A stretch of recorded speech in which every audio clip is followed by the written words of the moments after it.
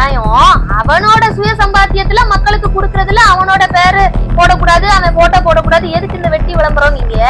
அப்ப மக்களோட வரி பணத்துல எல்லாமே கட்டுறாங்க, பிரிட்ஜ் கட்டுறாங்க, அதை கட்டுறாங்க, இதை கட்டுறாங்க. ஏன் நம்மளோட ரேஷன் பொருட்கள் கூட அரசாங்க கவர்மெண்ட் சிம்பிள் போட்டா இருக்கு, அப்ப உள்ள தலைவர்கள் சிம்பிள் படம் போட்டு தானே இருக்கு. அது மக்கள் வரி பணத்துல தானே வருது. அதுக்கு மட்டும் ஏன் நீங்க கொந்தளிக்க மாட்டேங்கிறீங்க? பதிலடி கொடுக்குற மாதிரி இப்ப 8வது ஆம்புலன்ஸ் இறக்கியிருக்கான் அந்த தம்பி. இதையும் குறை சொல்றார்கள். குறை சொல்லுங்க, போய் மோப்பம் பிடிச்சி டயர் கரெக்டா இருக்கா, பட்டி டிங்கரிங்லாம் போய் பாத்துட்டு வாங்க. எல்லா ரெக்கார்டும் வச்சிருக்கீங்களா? போய் கோர்ட்ல கேஸ போடுங்க. அது என்ன சார் அப்படின்னு சொல்றீங்க, எப்படின்னு சொல்றீங்க? கேட்டா அந்த தம்பி திருந்தட்டும், நாங்க ஒரு அட்வைஸா பண்ணணும். நீங்க ஏன்னா அட்வைஸ் பண்ண எல்லாரும் பாதிரிக்கு பூசாத மாதிரியும் இருக்கணும். நம்ம தலைவர் கவுண்டமணி சொன்ன மாதிரிதான் இருக்கு. இதெல்லாம் 10 வருஷத்துக்கு அப்புறம் அவன் அக்யூஸ்ட் ஆயிடுவானா சார்? அதை இப்பமே கிளி ஜோசியம் பார்த்துட்டு உட்கார்ந்துருக்காங்க. கீக்கி நேபாளத்துல நடந்தது நாங்க, அப்புறம் ஸ்ரீலங்கால நடந்தது நாங்க, வேற ஏதோ கண்ட்ரி சொன்னாங்க. சத்தியமா நான் இன்னும் அந்த கண்ட்ரிக்கெல்லாம் போல. அவங்க எதுவும் போயிருப்பாங்க. வணக்கம் சார். மேடம், இன்னைக்கு நம்ம எதை பத்தி பார்க்கலாம் அப்படின்னா, நம்ம ஆரம்பத்துல இருந்தே இப்போ வரைக்கும் பாலாவை சப்போர்ட் பண்ணிக்கிட்டு தான் இருந்தோம். அதாவது சின்ன பையன் ஒரு உதவி செய்கிறான், அது அதற்கு பின்னாடி நிறைய சூழ்ச்சிகள் இருக்கும், சதிகள் இருக்கும், ஏமாற்றங்கள் இருக்கும், நிறைய துரோகங்கள் இருக்கும், எல்லாமே இருக்க தான் செய்யும். ஒரு மனுஷனோட வாழ்க்கைன்னு எடுத்துக்கிட்டோம்னா எல்லாமே இருக்கும். ஸோ அதில் மற்றவங்க இவனை அப்ரோச் பண்ணுற விதம் எந்த எண்ணத்துக்காக அப்ரோச் பண்ணுறாங்க வைக்கிறாங்க அதுங்கிறத கண்டுபிடிக்கிற அளவுக்கு அந்த பையனுக்கு அனுபவமும் இல்லை, ஒரு புரிதலும் இல்லைன்னு சொல்லிக்கலாம். ஆனாலும் அந்த பையனோட உண்மையான குணம், உதவுற குணங்கிறது அது எல்லாருக்குமே தெரிஞ்சது. ஸோ அவன் இன்னும் கேர்ஃபுல்லாக இருந்திருக்கணும், கரெக்டு. ஆனால் அதுக்காக இந்த அளவுக்கு அவன் அந்நிய நாட்டு கைக்கூலி, அவன் வெளிநாட்டில இருந்து அவனை கிரியேட் பண்ணி அனுப்பின ஒரு ரோபோட்டு இங்கே பிரச்சனையை இந்தியாவில் கிரியேட் பண்ண போகிறான் அப்படின்லாம் சொல்லி பயங்கரமாக பூதாகரம் படுத்தி நிறைய பேர் பேரை டேமேஜ் பண்ணுற அளவுக்கு பண்ணிட்டாங்க. ஆனாலும் அவ்வளோத்துக்கும் செருப்படி கொடுக்குற மாதிரி இப்போ 8வதா ஒரு ஆம்புலன்ஸ் கொடுத்துருக்கான். ஸோ அதை பற்றிய உங்கள் கருத்து என்ன மேடம்? ஃபர்ஸ்ட் ஆஃப் ஆல் அனைவருக்கும் வணக்கம். எல்லாரும் நம்மளோட சேனலை சப்ஸ்கிரைப் பண்ணியிருக்கீங்க, ரொம்ப நன்றி. இன்னும் யாரெல்லாம் நம்ம சேனலை சப்ஸ்கிரைப் பண்ணாமல் பார்த்துட்டு இருக்கீங்களோ சப்ஸ்கிரைப் பண்ணிட்டு பாருங்க, ஓகேவா? ஸோ இப்போ நம்ம விஷயத்துக்கு போகலாம். நம்ம கேபிஒய் பாலா அவங்கள பற்றி நிறைய வீடியோஸ் பார்த்துருக்கோம், நம்மளே நிறைய வீடியோஸ் போட்டிருக்கோம் பாலாவை பற்றி. அவருக்கு அவர் மேலே வச்ச அலிகேஷன்ஸ் எல்லாம் உண்மையா பொய்யா அதை மக்களுக்கு தெளிவுபடுத்தியிருக்கோம். நம்ம எது உண்மை எது பொய்ங்கிறத நம்மளோட சேனல் மூலமா நம்மளோட பொதுமக்களுக்கு நம்ம தெளிவுபடுத்திட்டு வரோம் ஒவ்வொரு விஷயங்கள்ல. ஸோ இந்த விஷயத்த பார்த்தீங்க அப்படின்னா நிறைய கான்ட்ரவர்சி பாலாவை பற்றி போச்சு. நம்ம அதுக்கும் நிறைய ஒரு தெளிவுரை கொடுத்துருந்தோம், இந்த மாதிரி நடந்திருக்கு, இந்த மாதிரி விஷயங்கள் அப்படின்னு சொல்லிட்டு. இப்போ ரீசெண்டா ஒரு 8வது ஒரு ஆம்புலன்ஸ் வாங்கி கொடுத்துருக்காரு. அதாவது ஒரு பாவப்பட்ட மக்களுக்கு எப்படின்னு பாத்தீங்க அப்படின்னா, அந்த மாதிரி அதாவது கொஞ்சம் கிராமப்புற சைடு போக்குவரத்து வசதி சரியா இல்லாத மலைப்பகுதி, அங்க வாகனங்கள் ரொம்ப பெரிய வாகனங்கள்லாம் போய்கிடாது. அந்த அளவுக்கு அந்த ரோடு வசதியே சரியில்லை அந்த சைடு. சோ அந்த இடத்துல அதுக்கு தகுந்தாப்புல ஒரு காம்பாக்டான ஒரு ஆம்புலன்ஸ் இப்போ எடுத்து கொடுத்துருக்காப்ல. சோ இதுலயும் பாத்தீங்க அப்படின்னா ஒரு பேட்டி கொடுத்துருக்காங்க. இவ்வளவு நாளா ஒரு பேட்டி அவ்வளவா கொடுக்கல. சோ இப்போ இந்த ரீசெண்டா இந்த இவ்வளவு கான்ட்ரவர்சிஸ்க்கு அப்புறம் இந்த ஆம்புலன்ஸ் கொடுக்கும்போது நிறைய சேனல்ஸ் போய் இந்த மாதிரி எடுக்கும்போது சொல்லியிருக்காரு, இந்த மாதிரி நிறைய விஷயங்கள் என்னை பத்தி வதந்திகள் வருது. நான் சர்வதேச கைக்கூலி அதுவும் கிடையாது. அப்படி நீங்க சொன்னீங்கன்னா என் கூட நீங்க வாங்க, நான் எங்க வாங்குறேன் எங்க கொடுக்குறேன் எல்லாமே நீங்க பாருங்க. இதுக்கு முன்னாடி உள்ள ஆம்புலன்ஸ் அலிகேஷன்ஸ் பாத்தீங்க அப்படின்னா அவரு ரூபாதான் கொடுத்து கேட்டிருக்காங்க, ஒரு அறக்கட்டளை சார்பா அந்த மாதிரி ஒரு ஆம்புலன்ஸ் தேவைப்படுது, நாங்களே வாங்கி கொடுக்குறோம், நீங்க ரூபாய் மட்டும் கொடுத்துருங்க அப்படின்னு சொல்லும் போது அவர் கொடுக்கும்போது அந்த மாதிரி ஒரு தவறுதல் நடந்திருக்கு. எஃப்சி தீர்ந்து போன வண்டியா அவங்க வாங்கி கொடுத்துருக்காங்க, அந்த மாதிரி ஒரு அலிகேஷன்ஸ் வருது. அதுவும் இது 2 வருஷத்துக்கு முன்னாடி நடந்த பிரச்சனை. அதுக்கப்புறம் இவர் உடனே தெரிஞ்சு அதை சார்ட் அவுட் பண்ணி உடனே அதுக்கு பதிலா வேற ஆம்புலன்ஸ் பண்ணிட்டாரு. அதை அந்த ஆம்புலன்ஸ் எடுத்துட்டு வேற ஆம்புலன்ஸ் அதுக்கு பதிலா கொடுத்தாச்சு. சோ இத வேணும்னே இந்த மாதிரி பாலாவை இது பண்ணணும், டவுன் பண்ணணும்னு சொல்லிட்டு ஒரு கும்பல் இந்த மாதிரி எனக்கு தெரிஞ்சு சர்வதேச கைக்கூலி யாருன்னு இப்ப மக்களுக்கே புரிஞ்சிருக்கும். சோ பாலாவை அலிகேஷன்ஸ் இல்ல மேடம், இவ்வளவு அலிகேஷன் இவ்வளவு குறை சொல்ற வியாக்கியானம் பிடிச்சவங்க எத்தனையோ இடத்துல பாலம் கட்டி பாலம் இடிஞ்சு விழுது, கரெக்டா மேடம்? இப்ப கட்டுறாங்க, பாலம் இடிஞ்சு விழுது. இது என்ன டாய்லெட் கட்டுறாங்க, கழிவறைகள் கட்டுறாங்க, கழிவறைகள் இடிஞ்சு விழுது, மேற்பூரை இடிஞ்சு விழுது, பள்ளிக்கூடத்துல இடிஞ்சு விழுது, சென்னை ஏர்போர்ட்ல வருஷ காலமா விழுந்துகிட்டு இருக்கு. இதை பத்திலாம் பேசுறதுக்கு அவங்களுக்கு முடியல. ஆனா ஒரு இந்த விஷயத்துல இதை எடுத்து வச்சு பேசி இவன் கைக்குள்ளி, அதுவும் எப்படி சொல்றாங்க, இன்னைக்கு இவன் இப்படி பண்றது இன்னும் 10 வருஷம் கழிச்சு ஆபத்தானவனா மாறிடுவானா. அதை இவங்க முன்னாடியே கணிச்சுட்டாங்க ஜோசியக்காரன் மாதிரி. எப்படி? அதான் அதத்தான் சொல்றேன். அவங்க என்ன சொல்ல வராங்கன்னா, தானும் கொடுக்க மாட்டான், அடுத்தவனும் கொடுக்க விட மாட்டான், அந்த மாதிரி கேஸ் இதெல்லாம். அவங்க கொடுத்துருப்பாங்களான்னு சொல்றாங்க, நாங்க அப்படி கொடுத்தோம், கொடுத்தத காமிங்க, அதுதானே சொல்றாங்க. இப்போ இதுல நிறைய பொது இதுல ஒரு ட்ரெண்ட் இருக்கு மேடம். எல்லாருமே சொல்றது அதுதான். எல்லாருமே நான் வந்து இத்தனை பேரை படிக்க வச்சுக்கிட்டு இருக்கேன், நான் இத்தனை பேரை ஏழைக்கு உதவிக்கிட்டு இருக்கேன், எல்லாம் பண்ணிக்கிட்டு இருக்கேன். அதாவது ஒன்னும் பண்ணிருக்க மாட்டான். ஆனா இது ஒரு வார்த்தையை வச்சுப்பானுங்க. எதுக்கு தெரியுமா அதை சொல்றது?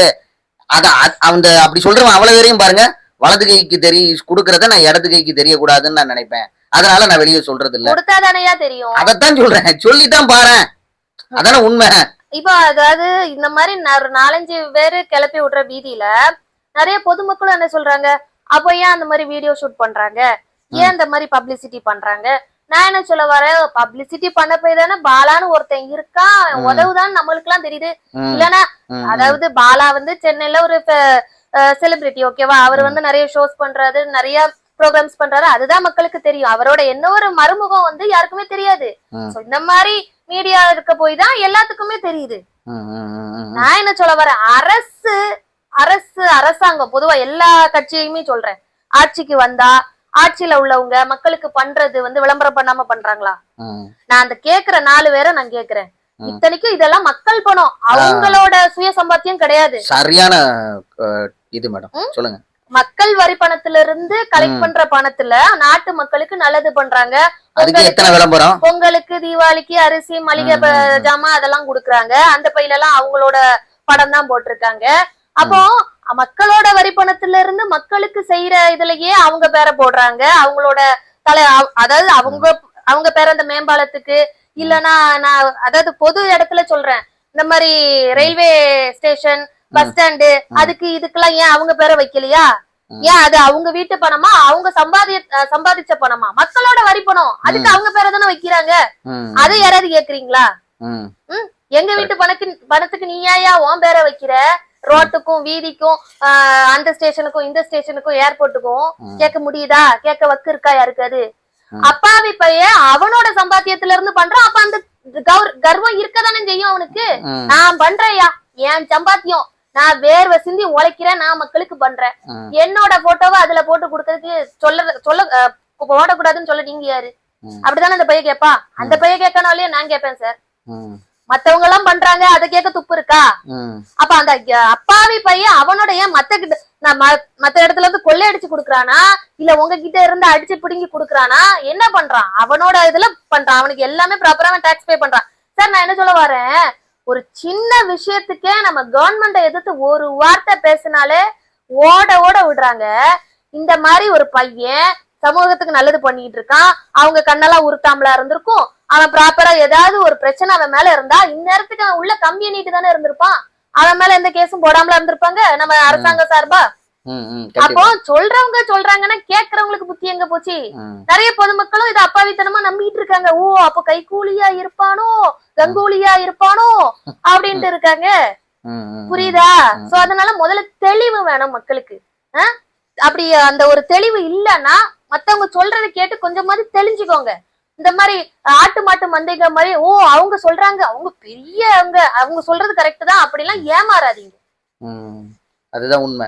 இல்ல அதுவும் அதுக்கு பேர் என்னவோ சொல்றாங்க மேம். ஆக்சுவலா ஹியூமன் கேட்டில்ஸா அப்படின்னா என்ன மேடம்? ஆக்சுவலா அது எனக்கு இந்த வேர்டு வந்து நான் இப்போ ஒரு 1-2 பேர் சொல்லிதான் நான் அது தெளிவா தெரியுது. மனித மந்தைகளா, மனித கால்நடைகளா, மனித கால்நடைகளா, மனித கால்நடைகள். ஓ, இததான் அவங்க வந்து இதா சொல்றாங்க, ஹியூமன் கேட்டில்ஸ் சொல்றாங்க. அது சொல்றாங்கன்னு வைங்களேன் 1-2 பேரு. அத வந்து ஹியூமன் கேட்டில்ஸ் அப்படின்னு சொல்றாங்க. நான் அப்போ நினைச்சேன், என்னடா ஹியூமன் கேட்டில்ஸ்னா அப்போ இவங்க வந்து யார சொல்ல வராங்க அப்படிங்கிறது. ஹியூமன் கேட்டில்ஸ் அப்போ இவங்கள மாதிரி அறிவாளிகள் புத்திசாலிகள்லாம் ஒரு தரப்பு போல, படிச்ச பாமர மக்கள்லாம் இருக்காங்கல்ல, இவங்க எல்லாம் ஹியூமன் கேட்டில்ஸ் போல. அதாவது நம்மள மாதிரி ஆட்கள்லாம் ஹியூமன் கேட்டில்ஸ்ன்னு சொல்றாங்க. அப்படிதான் நான் அவங்க சொல்றத பொறுத்தவரை. நம்ம சொல்றவங்க அவ்வளவு பேருமே ஆக்ஸ்போர்ட் யூனிவர்சிட்டியில, கேம்பிரிட்ஜ்ல ஆக்ஸ்போர்ட்லயும் பட்டம் படிச்சவனா தான் இருக்கான். அதுல 2-3 பேர்லாம் அவனெல்லாம் பார்க்கும்போது தெரியுது. எல்லாவனுமே பெரிய பட்டம் படிச்சவன், ஆக்ஸ்போர்டு கேம்பிரிட்ஜ்ல பட்டம் படிச்சு இங்க வந்து தீசிஸ் பண்ணி இங்க வந்து உட்காந்து மீடியா முன்னாடி பேசிக்கிட்டு இருக்காங்க. இதெல்லாம் பத்தி பேசணும், நிறைய கோபங்கள், நிறைய எரிச்சல்கள், நிறைய எல்லாமே இருக்கு மேடம். ஆனா ஒரே ஒரு விஷயம் மட்டும்தான் எனக்கு இதுல சொல்ல வந்ததுக்கு, அந்த பையன் வந்து ஹெல்ப் பண்ணணும்னு பண்றான். சரி, ஏதோ வீடியோ எடுத்து பண்றான். சரி, அதுவும் எதுக்கு 4 பேர் என்ன பார்த்து 4 பேர் எடுக்கணும்னு தானே பண்றான். நீ எப்படி சொல்ற, இன்னைக்கு இவன் இத மாதிரி பண்ணி நாளைக்கு நேபாளத்துல நடந்த மாதிரி ஒரு கலவரத்தை இங்க உண்டு பண்ண போறான். அப்ப நீ யாரு? நீ ஜோசியக்காரரா நீ, இல்லன்னா ஒரு தீர்க்கதரிசியா? இவரு வந்து சடைமுடி சித்தர். அப்படியா? இல்ல, அதுக்கு சடைமுடிக்கு முடி இருக்கு. முடியல சித்தர். சரி, ஓவரா பேச வேண்டாம். இல்ல மேடம், சொல்றேன். லிமிட்ட தாண்ட இதெல்லாம் மேடம், இதெல்லாம் வந்து நாளைக்கு ஒண்ணு நடக்கும், அதை நான் இப்பவே தடுத்துட்டேன் அப்படிங்கறது. அப்ப நான் என்ன சொல்றேன், இதே தூத்துக்குடியில துப்பாக்கி சூடு சம்பவம் நடந்துச்சு, நீ முன்னாடியே பேசி தடுத்திருக்க வேண்டியதானே? இதே 41 பேர் கரூர்ல செத்து போனா முன்னாடியே பேசி நீ தடுத்திருக்க வேண்டியதானே? 10 வருஷத்துக்கு முன்னாடியே விஜய் வந்து ஆபத்து, தயவு செய்து சினிமா துறையில இருந்து விட்டுறாதீங்க அப்படின்னு சொல்லிருக்க வேண்டியதானே? முன்னாடி அரசியல் கட்சி ஆரம்பிக்க போறேன் அப்பயே பேசியிருக்க வேண்டியதானே? இதெல்லாம் அந்த விக்கிரவாண்டி மாநாட்டுல எத்தனையோ 3-4 பேர் செத்து போனாங்களா, மதுரை மாநாட்டுல ஏதோ 4-5 பேர் செத்து போனாங்களா, அப்பெல்லாம் பேச வேண்டியதானே? இல்ல, எப்படி மேடம் இப்படி இருக்காங்க? இந்த சமுதாயம் எப்படி இப்படி வந்து ஒரு டாக்ஸிக்கா மாறிக்கிட்டே இருக்கு சமுதாயத்தை? அதாவது இப்ப உள்ளவங்க எல்லாம் எப்படின்னா, நல்லது பேசுற மாதிரி வந்து மக்களை வந்து டைவர்ட் பண்றாங்க. ஆனா அது வந்து மக்களுக்கு தெரிய மாட்டேங்குது. இவங்க நல்லது பேசுறாங்க, 4 பேரை திட்டி பேசுறாங்க, அப்ப இவங்க நல்லவங்க போல, நேர்மையான ஆட்கள் அப்படின்னு நினைச்சு நம்பிடுறாங்க. கடைசியில அவங்களுக்கு ஏத்தாப்புல அந்த இதை திருப்பி இவங்க சொல்றது வந்து அனுபவம், அனுபவம் ஒரு 30-40 வருட அனுபவம் எல்லாம் சொல்றாங்க. இதே 30-40 வருட அனுபவம் உள்ள டாக்டர்ஸ் தான் தப்பு பண்றாங்க. இதே 30-40 வருட அனுபவம் உள்ள காவல்துறையில உள்ளவங்க தான் அஜித்தையும் ஜெயராஜ் பெனிக்ஸையும் இது மாதிரி அடிச்சு கொள்றாங்க. எல்லாம் அனுபவவாதிகள் பண்றவங்கள, தப்பு பண்றவன் அந்த அனுபவம் உள்ளவன் அவ்வளவு பேரும் புத்திசாலி கிடையாது, அனுபவம் இல்லாதவன் அவ்வளவு பேரும் முட்டாள் கிடையாது. கரெக்டுங்களா மேடம்? கரெக்ட் தான். இதுல வந்து நான் என்ன சொல்ல வரேன் அப்படின்னா, பொதுமக்களுக்கு கொஞ்சம் பகுத்தறிவு வேணும். எது நல்லது, எது கெட்டது, யார் சொல்றது உண்மை, யாரு சொல்றது பொய் அப்படிங்கிற ஒரு கொஞ்சம் பொறுத்து இருந்தாலே நிறைய விஷயங்கள் தெளிவு வரும். ஆனா யாருக்குமே பொறுமை இல்ல இந்த நாட்டுல. ஒருத்தங்க 2 வீடியோ போட்டாங்கன்னு அவங்க அந்த வீடியோ போட்டாங்க, அப்ப அவங்க வந்து அவங்க மேல தப்பு இருக்கும், அப்ப அவங்களை கழுவி ஊத்துங்கன்னு ஒரு 4-5 பேரு யூடியூப்ல இறங்கிட வேண்டியது. ஆனா அதோட உண்மைத்துவம் எதுன்னே தெரியாம திட்ட வேண்டியது. இப்ப ரீசெண்டா பாருங்க, நம்ம மாதம்பட்டி பிரச்சனையில கூட என்ன நடக்குதுன்னே தெரியாம நிறைய ஆட்கள் கண்மூடித்தனமா அடுத்தவ புருஷனை எடுத்துட்டா. ஏமா என்னம்மா பேசுற நீ? அடுத்தவ புருஷன் ஒருத்தி கூட வந்து குடும்பம் நடத்தி குழந்தை கொடுக்காத வரைக்கும் தான் அவ அடுத்தவ புருஷன். இவ கூட இருந்து கல்யாணம் பண்ணி குழந்தை கொடுத்தா அப்ப இவளுக்கு அது புருஷன் இல்லையா? புரியுதா? அப்போ வந்து பெண்களை வந்து கேட்டா நம்ம பெண்களுக்கு சப்போர்ட் பண்றோம்னு, இதே இது நம்ம தான் அபிராமிய கழுவி ஊத்திருக்கோம். அபிராமி நம்ம வீடியோ எல்லாம் பார்த்தா ஜெயில் தண்டனை இருக்கோ இல்லையோ அபிராமிய தூக்கு போட்டுருவாப்ல, அந்த அளவுக்கு கேவலப்படுத்திருக்கோம் அபிராமிய நம்ம. சோ அவங்க அவெல்லாம் அந்த மாதிரி நொம்பப்பட்டு துன்பப்பட்டு தான் அவெல்லாம் இருக்கணும் மேடம். அது ஒரு கேவலமான ஒரு இனப்பிரவி. அவளுக்கு எப்படி, அவளுக்கு நம்ம அவளை பத்தி பேசலாம், இன்னும் பேசணும்னா ரொம்ப அதே மாதிரி அபிராமிய வந்து நம்ம எவ்வளவு தூரம் கார்னர் பண்ணோமோ அதே அளவுக்கு தான் அந்த 3 பிள்ளைல ஒரு தகப்பனை வெட்டி கொண்டானே கல்கத்து, அவனையும் அந்த அளவுக்கு கேவலமா தான் இது பண்ணிருக்கோம். அதே மாதிரி வரதட்சணை கொடுமையில ஒரு பொண்டாட்டிய தாக்குன போலீஸ்காரரே குடும்பத்தோட சேர்ந்து கழுவி ஊத்திருக்கோம், குடும்பத்தையே. சோ அப்போ நம்ம வீடியோஸ் எல்லாம் எல்லாருமே பாதிக்கப்பட்ட, நம்ம எல்லா வீடியோவுமே பாதிக்கப்பட்டவங்க பின்னாடி இருந்துதான் நம்ம பேசியிருக்கோம். அதாவது ஒரு பாதிக்கப்பட்ட ஒரு மனிதனோட குரலா தான் நம்ம பேசிட்டு இருக்கோம், அவங்க சார்பா தான் நம்ம பேசிட்டு இருக்கோம். இது தெரியாம மக்கள் நிறைய பேரு, அதாவது நம்மளோட 1-2 வீடியோவை பார்த்துட்டு பாதி புரியாம, ஏன்னா அதுக்கு முன்னாடி உள்ள வீடியோல அதோட ஃபர்ஸ்ட் பார்ட் ஏதாவது இருக்கும், இவங்க இடையில வந்து அந்த ஷார்ட்ஸ் எல்லாம் பாத்துக்கிட்டு பொங்குறது, இதெல்லாம் தேவையில்லாத பொங்கல். இப்ப தீபாவளியே வந்துட்டு பொங்கல் தேவையில்லை இப்போ. இல்ல, ஆனாலும் அவங்களும் உண்மையை சொல்ல போனா அவங்களும் விரோதிகள் இல்ல மேடம், நம்மளுக்கு விரோதிகள் இல்ல. அவங்க நம்மள வந்து ஒரு வகையில நம்மள வந்து நெறிப்படுத்துறாங்க அப்படின்னு தான் நம்ம அவங்கள எடுத்துக்கணும். அவங்களும் நல்ல இல்ல. நான் என்ன சொல்ல வரேன், இப்ப நம்மளோட இப்போ நிறைய பேருக்கு என்னன்னா, இப்போ நான் பிராங்கா சொல்லட்டுமா, இப்ப நம்மள மாதிரி ஆட்கள்லாம் நம்மளோட குரலை வந்து வெளிப்படுத்துறோம். நமக்கு அந்த உரிமை 100% இருக்கு. நம்ம சமூகத்திலேயே அதை வெளிப்படுத்துறோம், நீதிமன்றத்திலேயே வெளிப்படுத்துறோம். அந்த ஒரு ஆப்பர்ச்சுனிட்டி நமக்கு இருக்கு, கரெக்டா? ஆனா பாவப்பட்ட மக்கள், பாம்பர மக்கள், அவங்களுக்கு வந்து எங்க போய் யார்கிட்ட பேசணும், அந்த ஒரு பிரச்சனைக்கு எப்படி குரல் கொடுக்கணுங்கிறது தெரியல. அப்ப அந்த மீடியா வந்து ஒரு ப்ராப்பர் பிளாட்ஃபார்மா அவங்களுக்கு அமையுது. சோ அப்ப நம்மளோட கருத்துக்களை நம்மளோட வீடியோல அப்லோட் பண்றது மூலமாக அவங்களோட கருத்துக்களை கருத்துக்களும் அதுல வந்து பதிவு பண்றாங்க. சோ அது வந்து ஒரு வரவேற்க தகுந்த விஷயம். நீங்க வந்து நல்ல முறையில உங்க கருத்துக்களை சொல்லுங்க, அது வந்து தவறே கிடையாது. ஆனா தேவையில்லாம வேர்பல் அபியூஸ் பண்றது, தேவையில்லாம மத்தவங்களை கேவலப்படுத்துறது, நம்மள மட்டும் இல்ல எல்லா யூடியூப் காரங்களையும் சொல்றேன், பொதுமக்களை சொல்றேன் நான். அதாவது எதுனாலும் நாகரிகத்தோட பண்ணுங்க. மக்கள் வந்து ஒரு பப்ளிக் டீசென்சியோட நீங்க பண்ணுங்க. இல்லைன்னா அதுக்கு வந்து வேற விளைவுகள், பின் விளைவுகள் பயங்கரமா இருக்கும். எல்லாரையும் ஒரே மாதிரி நினைச்சிட்டு பேசிடக்கூடாது மீடியால. அது வந்து எல்லாத்துக்கும் நான் சொல்லணும்னு விரும்புறேன். ஓகே மேடம், பயனுள்ள தகவல்களை பகிர்ந்ததுக்கு நன்றி மேடம். நன்றி சார்.